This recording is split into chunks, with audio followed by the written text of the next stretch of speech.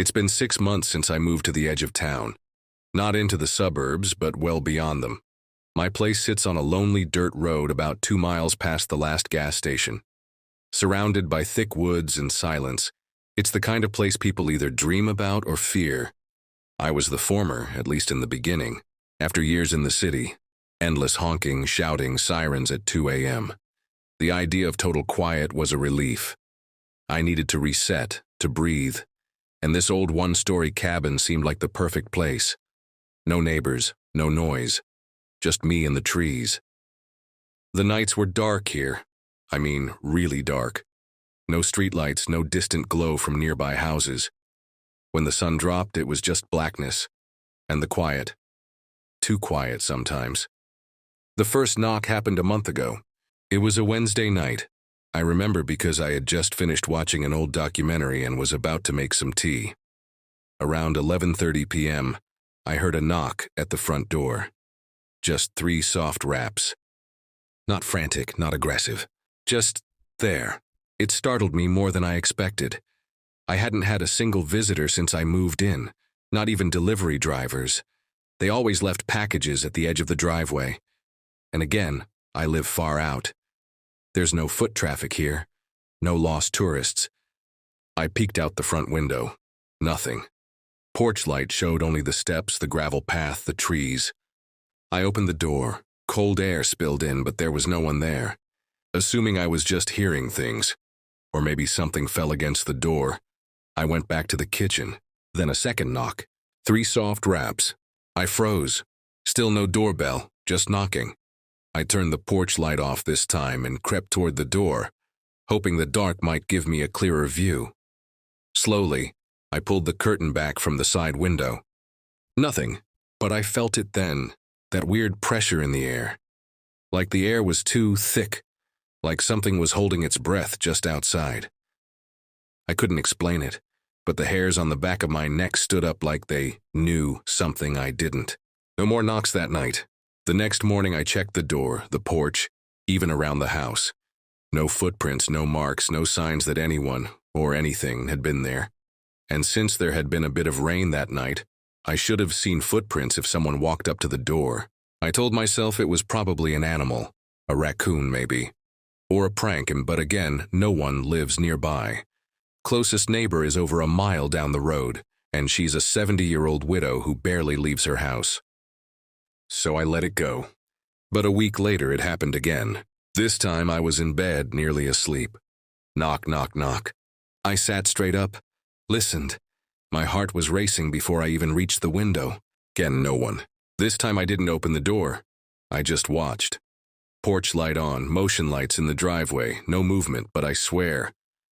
I heard breathing, soft, raspy, like something just outside the door was waiting. The third night, that's when everything changed. I had installed a trail cam near the porch just in case. Something to catch whoever or whatever was doing this. I went to bed with my bat near the nightstand, phone fully charged. At 3:12 a.m. I heard it again. Knock, knock, knock. I stayed in bed, silent, frozen. I didn't move for nearly 10 minutes. And then silence again. No retreating footsteps, no noise. Just the same thick, suffocating quiet. After what felt like an hour, I checked the footage. At 3:12 a.m., the camera picked up movement. And I swear to you, I still can't explain it. There was something at my door. Not a person. Not exactly. It was tall. Its body, conveys like its spine, had too many joints. And its face, if you could call it that, and was pale. Featureless like stretched wax. No eyes, no mouth. Just smooth blank skin. It didn't walk to the door. It appeared to, like it melted up from the ground. Then it raised one long, thin arm and knocked, gently, deliberately. Then it stood still, for 5 straight minutes, not moving, not swaying, just watching, even though it had no eyes. Then it faded. That's the best word I can use, like fog pulled backward into the trees. I left the next morning, packed what I could and drove without looking in the rearview mirror. I didn't sleep the next night, or the next. Every creak, every shadow, I kept thinking I'd hear those 3 knocks again. A week later, my phone buzzed. Motion detected. From the trail cam, I forgot to disconnect. The app showed me one blurry frame. The thing was standing on my porch again. This time it was facing the camera, and there was something new on the door. A handprint, burnt into the wood, black and long-fingered. I've never gone back. I won't, because here's the part I didn't tell you. This isn't a cabin with some history. No one died there. No creepy past. It's just land. Empty land. No one was ever supposed to be there. No one lives nearby. So whoever's knocking, they came for me. When you live alone, you notice things and creaks in the floor, changes in light. Even the hum of your fridge becomes part of your routine. But lately the routine's been off. I live in a small rental house just outside of Eugene, Oregon. It's a modest place. 1 story, 2 bedrooms, hardwood floors. And those old glass doorknobs that always feel cold no matter the season. I moved here after a rough breakup and the death of my father. Wanting some time to myself, peace, space, silence. But the silence is what started to bother me. It began subtly. I'd go to bed, lights off, everything where it belonged. And then I'd wake up to find things just slightly wrong. The first time, it was my phone. Not on the nightstand where I always leave it, but on the kitchen counter. I assumed I'd forgotten. Sleepwalking, maybe? Long day, whatever. I shrugged it off. The second time, I woke up to find my bedroom door open. That was different. I always sleep with it closed. Always. It's one of my I live alone now rituals. Doors locked. Lights off, curtains shut. Routine brings comfort, control. But there it was, cracked open about 6 inches. Nothing else seemed off. Until I went into the bathroom. The shower curtain was drawn shut. Again, not how I left it. I never close it after a shower. Feels too much like something could be hiding behind it. I stood there, staring at it, not wanting to touch it. But I did. Pulled it open fast, like ripping off a Band-Aid. Nothing. But I didn't like how the air in the bathroom felt. Heavy. Like someone had just left. After that, I started locking my bedroom door at night. Not just closed, locked. I figured maybe it was all in my head. Grief does strange things to people. I had read about that. Your brain tries to fill voids with patterns. You start misplacing things, forgetting things, feeling watched even when you're alone. But then I woke up one night around 2:43 a.m. I remember the time because I looked at my phone, which, again, wasn't on the nightstand. It was on the floor beside the bed, screen up, flashlight on. I know I didn't leave it like that. I picked it up. The light hurt my eyes. The flashlight had been running long enough to heat the phone up. I checked the camera roll just out of instinct. There was one new photo. It was dark, grainy, and slightly tilted. It showed the ceiling above my bed, as if someone had taken a photo from right where I was lying. That was the moment I started to feel afraid. Over the next few nights, more things changed. The living room TV was on when I came home from work. Static. The front door was unlocked, twice even though I double-check it every morning. Then the salt shaker was empty, and it had been full the day before. Not spilled, just gone. I bought indoor security cameras. Tiny, motion-activated. One in the living room, one in the hallway near my room, and one in the kitchen. I didn't want to be paranoid, but I needed to know if someone was messing with me. The first 2 nights, nothing. No alerts, no movement. But on the 3rd night, I woke up to a notification. 3:14 a.m. Motion detected in kitchen. I watched the footage. It was blurry, low light. But there was movement. Not sharp, human movement. Slow. Drifting, like fabric brushing against the air. You couldn't see anything clear, just a shape that passed the edge of the frame, hovered near the pantry, and then vanished. I paused, replayed, enhanced brightness. Still nothing clear, but the sound. There was audio, a whisper. Not words, just the shape of words, like someone speaking underwater or through a thick wall. My skin crawled. ESO. The next night I didn't sleep. I sat up with my phone, lights off, holding my breath every time the house creaked. Nothing happened. But around 4 a.m., I heard something new. A laugh. Faint, high-pitched, short, like a child trying to hold it in, just one, just enough. It came from the living room. I went to check, holding the bat I kept by my bed. No one there. I checked the cameras, nothing triggered, but the salt shaker was gone again. And this time, the trail cam I had pointed out the back window, it was gone. Like someone had just taken it. ESO. I called the landlord the next day. Asked if anyone had keys. He swore it was just me. I changed the locks anyway. The house felt wrong now. The corners were too dark. The air felt too still. Every room had the energy of someone holding their breath. Then the worst night came. I woke up at 3:30 a.m. to the sound of footsteps. Inside my room. Couldn't move. Couldn't even open my eyes at first. Sleep paralysis, I thought, but the footsteps kept going. Soft. Barefoot. Around my bed. When I finally forced my eyes open, there was nothing. But my closet door, which I always kept closed, was wide open, and inside something had been written on the wall in salt. Just one word. Stay. Iso. I moved out the next day. I don't know what's in that house. I don't know if it was a ghost, a spirit, something older, or maybe even just my mind unraveling from too much grief and solitude. But I do know this.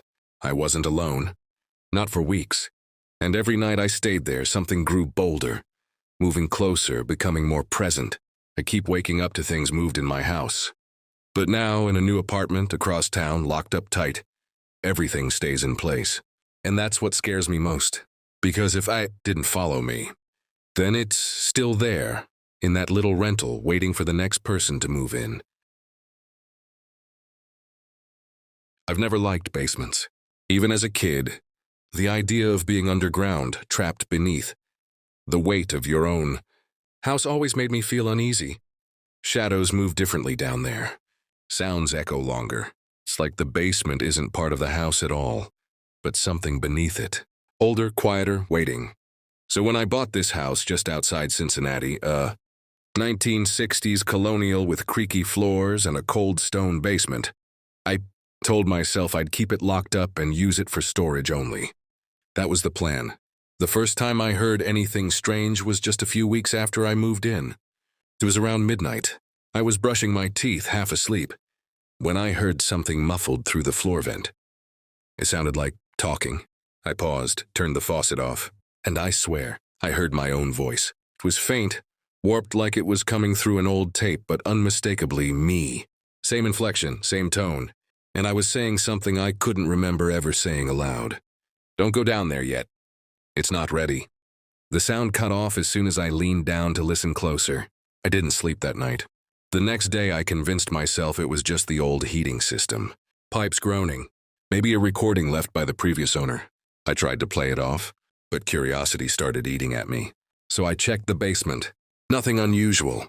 Concrete floor, exposed beams, old shelves lined with spider webs. Smelled like mildew and thyme. There was a single pull-chain bulb in the middle, and in one corner, a rusted furnace with vents that connected to the rest of the house. Nothing down there should have been making any kind of voice. So I started recording. I placed a digital recorder at the bottom of the basement stairs, hit record and left it overnight. The next morning I played it back. For the first few minutes, nothing. Just ambient noise, distant creaks. Then at 2:44 a.m. the static shifted. A whisper. My voice. You're almost ready. I didn't go down there for days after that. Instead, I started keeping lights on at night. Slept with the TV playing. Anything to drown out the silence. But the voice didn't stop. It got closer. I'd hear it from under the couch, inside vents, once even from my closet. Always soft. Always just on the edge of hearing. And it was always me, repeating fragments of sentences I didn't recognize. Almost time. He'll understand soon. Don't resist. We remember everything. Called my older brother. He's more logical, tech-savvy, grounded. Told him I thought I had some kind of prank system rigged up in the house. He came over that weekend with a signal scanner and tools. After an hour, he turned to me and said, "There's no transmitter, no Bluetooth, no hidden speakers. The audio isn't coming from anywhere." Then he paused. "But it's being picked up like something's broadcasting inside the house itself." That night he slept on my couch. At 3:03 a.m. we both woke up to the exact same thing. My voice calling from the basement. But this time it wasn't a whisper, it was clear. It said, "Come see, you left something behind." We didn't move, didn't speak, just listened. And then from the kitchen, footsteps. Slow, barefoot, wet. The floorboards creaked one by one toward the basement door. Then the door handle jiggled. Neither of us slept. My brother left the next day. I decided to seal the basement. screwed the door shut, nailed boards across it. I even poured salt in front of it. Not that I knew what I was doing, but I'd watched enough horror movies to try something. And for a few days, things got quiet. But the voice didn't stop, it just changed. Now I wasn't just hearing it, it was answering me. If I thought something in my head, it replied. If I panicked, it soothed. If I wondered, it knew. It wasn't just my voice anymore, it was something inside it. Something older, something patient. Last week I woke up at 4:11 a.m., standing at the top of the basement stairs. The boards I had nailed in, gone. No signs of damage, just gone. The door was open, and I was holding my phone in one hand, flashlight on, camera app open, like I had meant to go down there. I checked the phone's gallery. There were 12 photos of the basement. The last one showed the far wall, where the shelves used to be. They were gone too, and in their place was a hole in the wall, circular, perfect, like the tunnel of a well. And just inside the hole, something looking out. Its face was mine, but the smile wasn't. Since moved out of that house. Rented a condo in the city. No basement, no vents, just drywall, light and noise. But I still hear it, sometimes through my headphones, sometimes from behind the bathroom mirror. Always my voice. Always saying the same thing. You left too early. We're not done yet. I moved into my own place for the first time last year. It's a one-bedroom apartment just outside of Asheville, North Carolina. Nothing fancy. Second floor of a quiet building with a decent view of the woods behind it. I was 27, single, and finally doing well enough at my remote IT job to afford some peace and privacy. Living alone was amazing at first. No one eating your leftovers. No shared bathrooms. No awkward small talk with roommates. I could stay up late, blast music, walk around in my underwear, total freedom. And with the amount of work I do online, I barely left the place. Just me, my laptop, and a stocked fridge. Peaceful, quiet, until it wasn't. It started with something small. I'd be working late, like 2 or 3 a.m., and swear I heard something shift in the living room. Not loud. Just a subtle creak or a faint click like someone had pressed the TV remote. At first, I assumed it was just the building settling or neighbors moving around. But then I started finding things slightly off in the mornings, like the cabinet under the sink would be open, or the blanket on the couch folded differently. Once the bathroom mirror had a smudge on it, like someone had breathed on it and wiped it away with a sleeve. Still, I figured maybe I was just forgetful. Working long hours messes with your head. But then, the fridge. One morning I woke up and found it wide open. Nothing stolen. Nothing spoiled, just open. Like someone had opened it gently and never closed it again. That's when I bought the cameras. I ordered a simple home security kit. 3 small, black motion-activated cameras with night vision. 1 for the living room, 1 in the hallway outside the bedroom, and 1 aimed at the front door. They were easy to set up, connected to an app on my phone, and sent me alerts if any movement was detected. For a few nights, nothing happened. Then on the 5th night, 3:17 a.m., I got a notification. Motion detected, living room camera. I was already awake, half working, half binging a YouTube rabbit hole. I checked the alert instantly, figuring maybe a raccoon had climbed up the balcony or something. But what I saw, I'm still not sure how to describe it. The footage was short and about 6 seconds. The camera showed my living room, dark, quiet, untouched. Then for a split second, something moved. Just at the edge of the frame and in the hallway, a figure, pale, thin, not quite naked. But its skin looked wrong, grayish, almost wet. Its body was hunched forward like its joints didn't bend right. And it moved in one slow gliding step before vanishing back out of view. I replayed it 20 times, took screenshots, brightened the image. There was no face, just a blank, smooth stretch of skin where one should have been. I didn't sleep that night.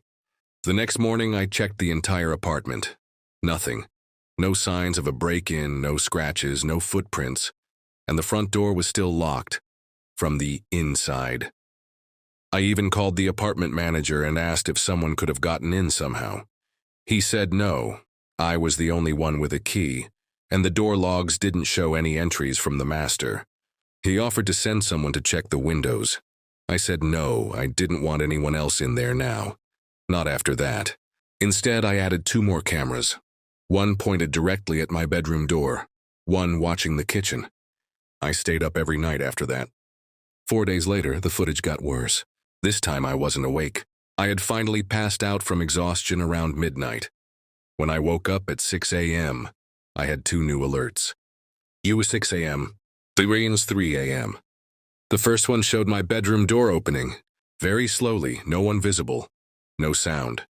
The camera caught the door inching open over the course of 15 seconds. Then, nothing. The second alert, and I swear this is what broke me, was from the kitchen. It showed me standing in front of the fridge.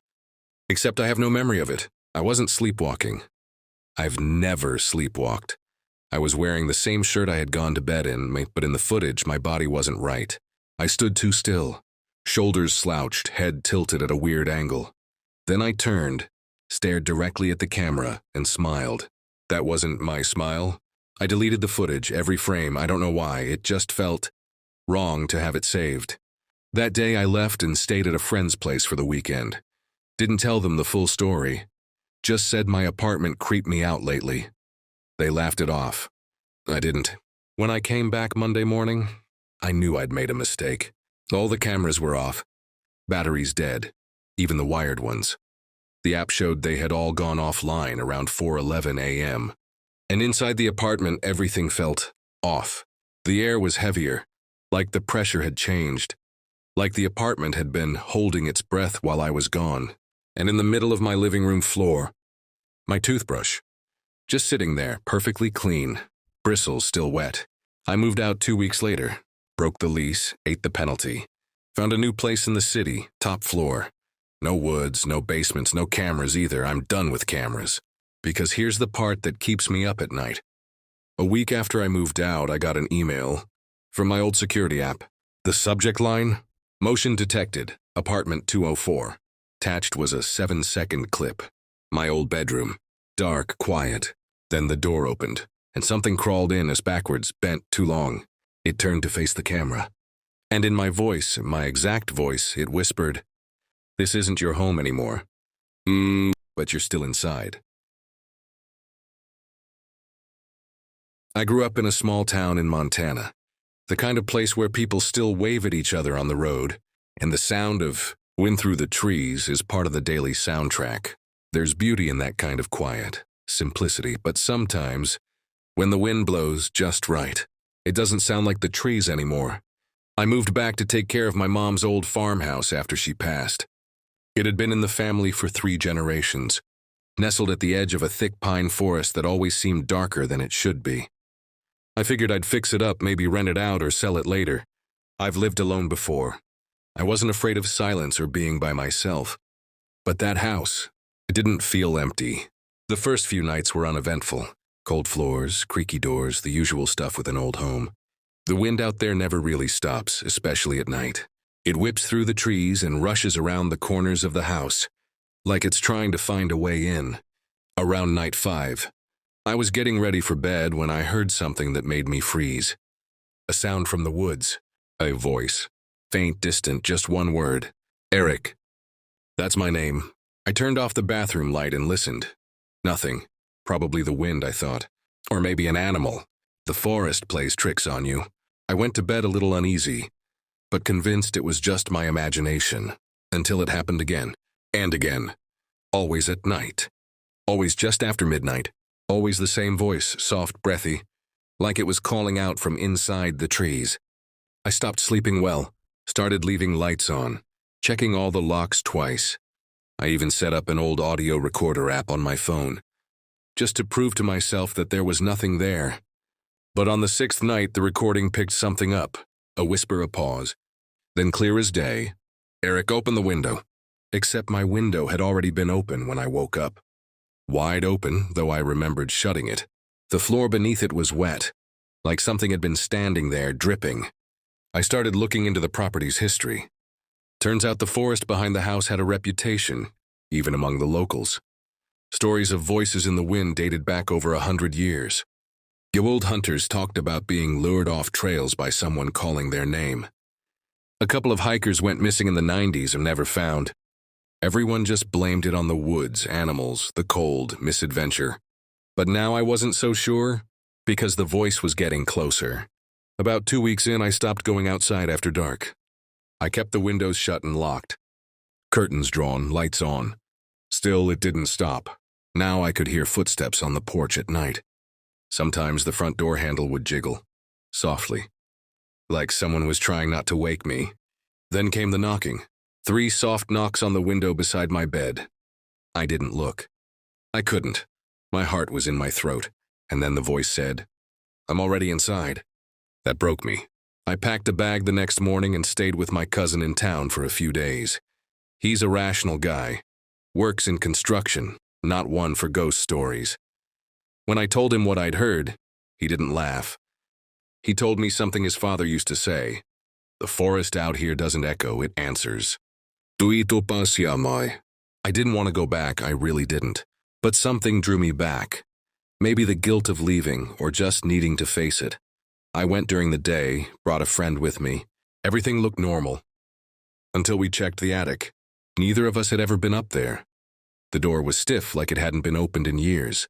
Inside, it was dusty, full of cobwebs, old trunks, and boxes. And in the far corner, a window. It had been smashed from the outside. Right beside it, scrawled into the wood of the frame, over and over again. Itty-shitty-shitty-shitty-shitty-shitty. Deep scratches. Not carved with a knife, gouged like with fingernails. We didn't stay long after that. Tuito pasiamai. That night, back in town, I got a call from a blocked number. I didn't answer, but it left a voicemail. I played it once and then deleted it. It was just the wind, until it said, "Come back, I miss you." Tuito pasiamai. It's been 6 months.